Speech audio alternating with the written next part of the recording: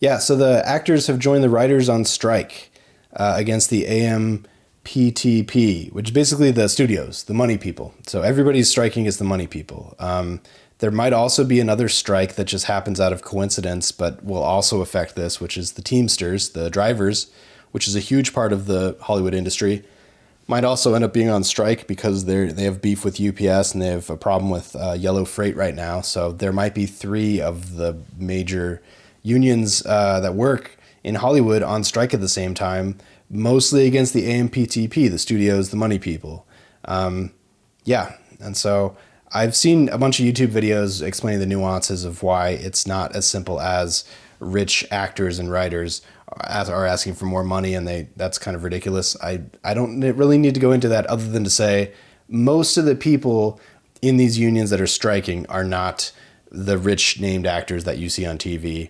They're regular people who have families and houses and lives and are just trying to, maintain however you want to judge that, the cost of living, blah, blah, blah, all that kind of stuff. So it's yes, there's a visual minority of very, very wealthy, sometimes out of touch, but very loud people who are in this group. But there's also everybody else, all the way from homeless to, the rich people you see on TV. So there's a whole industry here of, WGA, SAG-AFTRA, one of the unions that hasn't struck yet, but they almost did a year and a half ago for kind of similar reasons, was IATSE.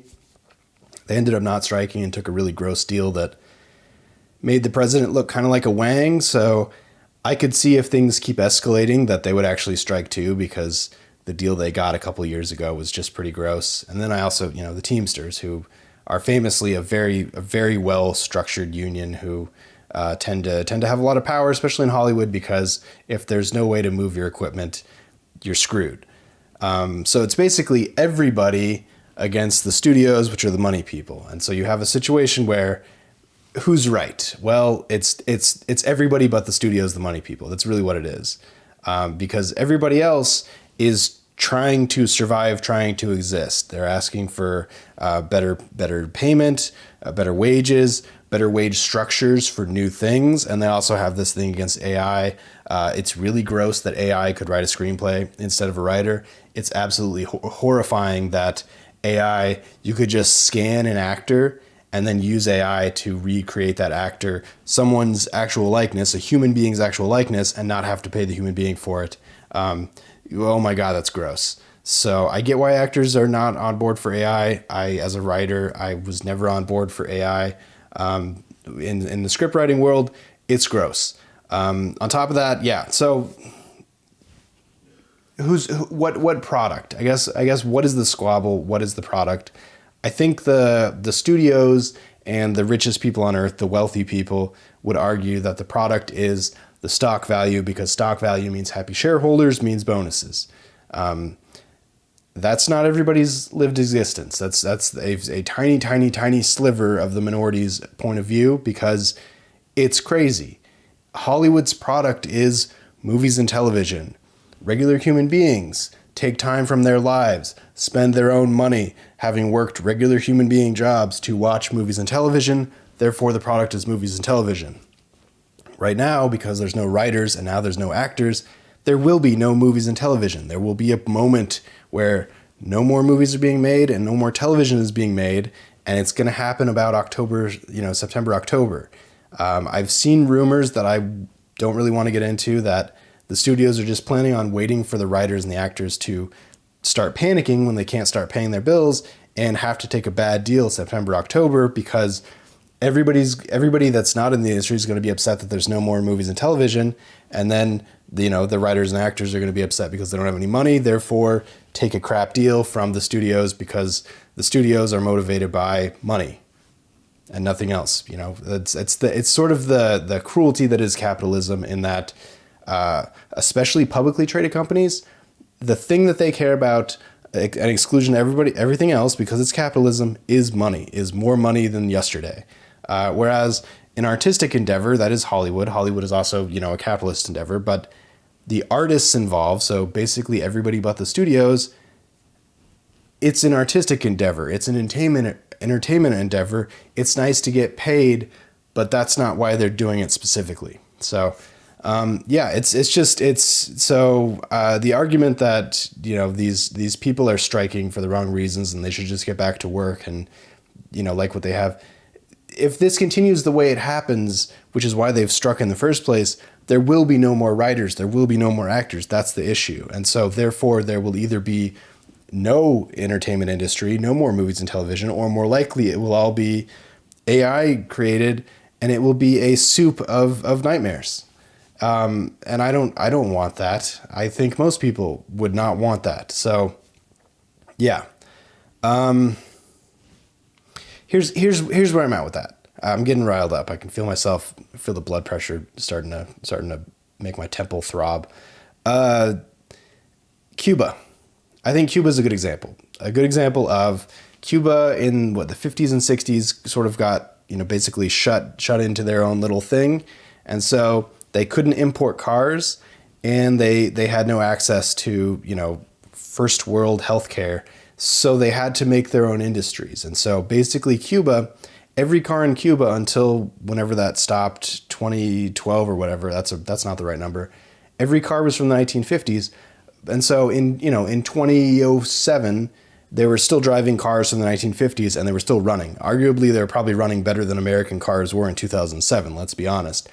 Because they had to make it work, because they were motivated by not money, but they were forced to. They had no choice in the matter. They had to make it work. So they're making these 1950s cars work. Same thing with their healthcare. They didn't have access to traditional Western medicine anymore because they were kind of just locked into their own island.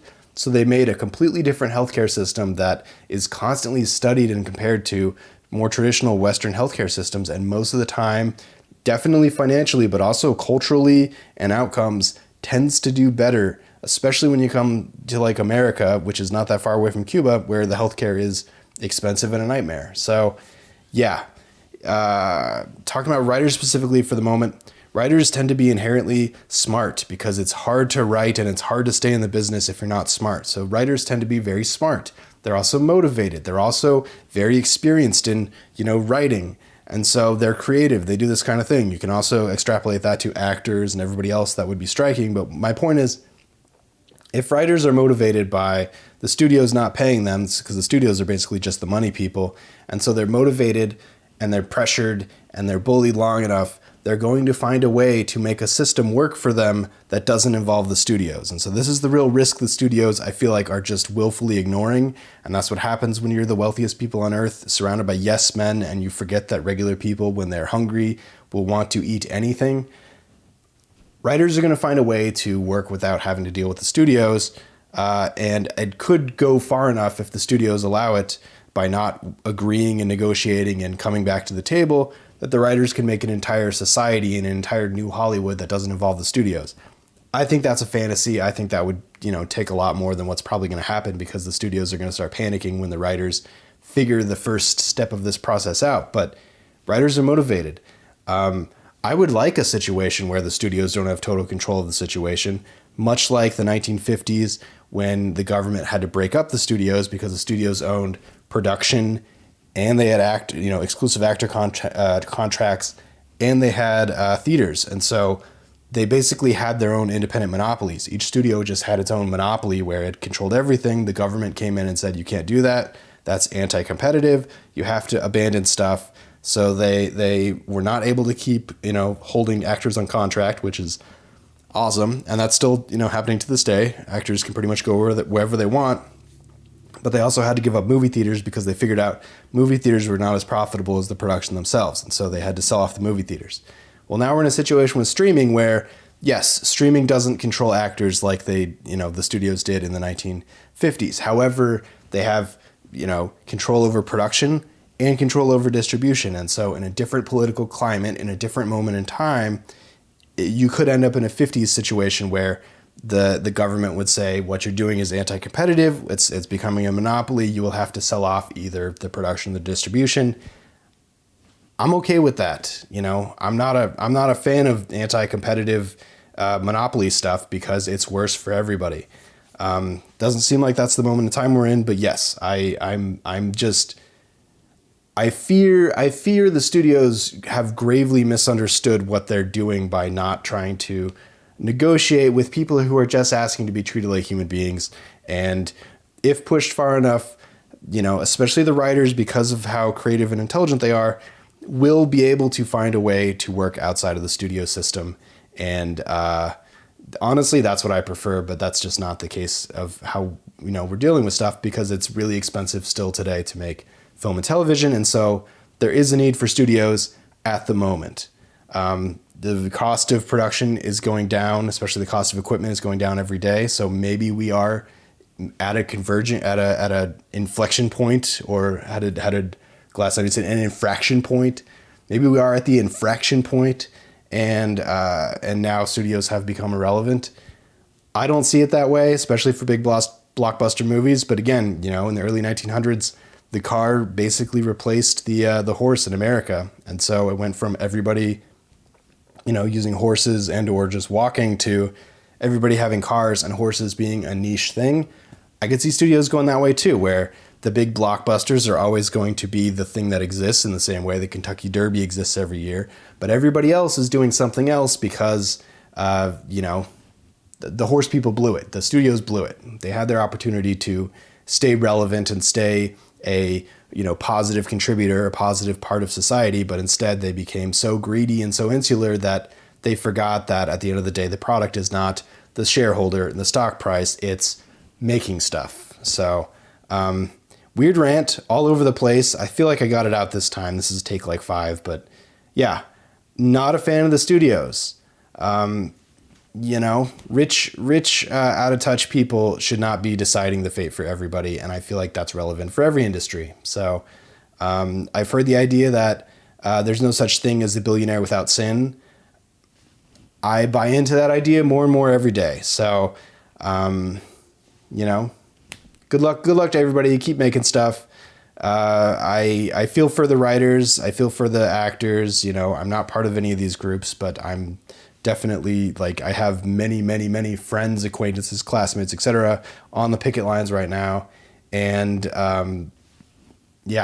so, maybe we can get to a better part of society by people, forcing greedy companies to, behave. It's happened historically. I don't know why now would be any different. Like, share, subscribe. Catch you next time.